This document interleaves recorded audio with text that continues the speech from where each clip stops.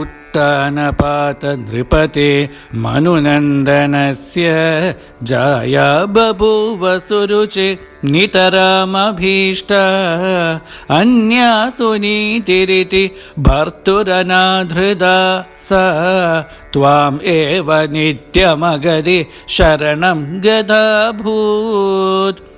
अङ्केऽपितु सुरुचिपुत्रगमुत्तमं तं दृष्ट्वा ध्रुवः किल सुनीतिसुधोधिरोक्ष्यन् आचिक्षिपे किल शिशुः सुतरां सुरुच्या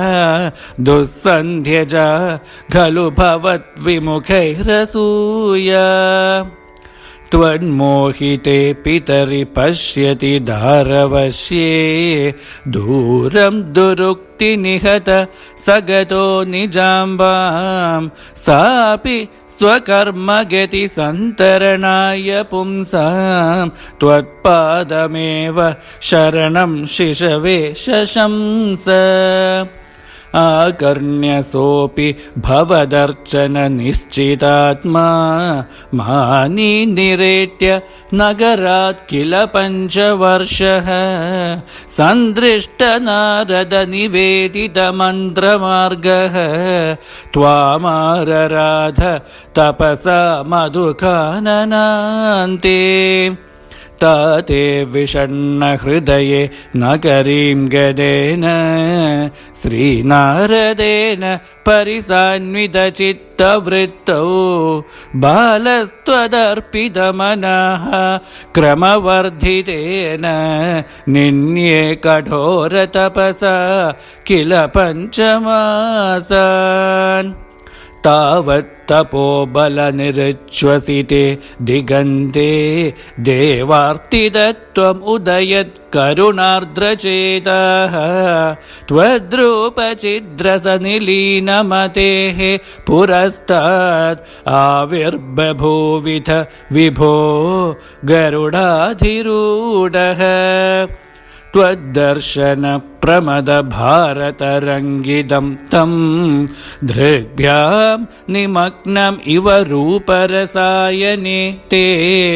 तुष्टुषमाणम् अवगम्य कपोलदेशे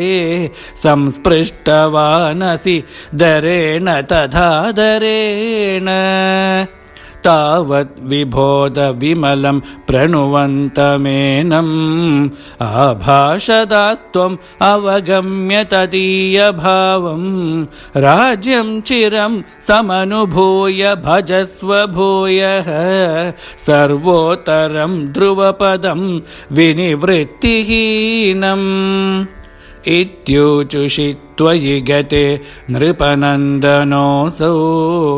आनन्दिताखिलजनो नगरीमुपेतः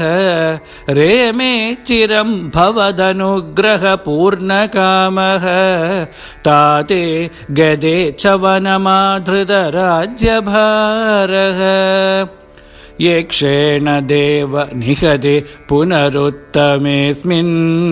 यक्षै स युद्धनिरतो विरतो मनुक्त्या शान्त्या प्रसन्नहृदया धनधात् उपेतात् त्वद्भक्तिमेव सुदृढाम् अवृणोन्महात्मा अन्धे भवत्पुरुष नीतविमानयातो मात्रा समं ध्रुवपदे मुदितोऽयमास्ते एवं स्वभृत्य जनपालनलोलधीस्त्वं वातालयाधिप निरुन्धि ममामयौघान्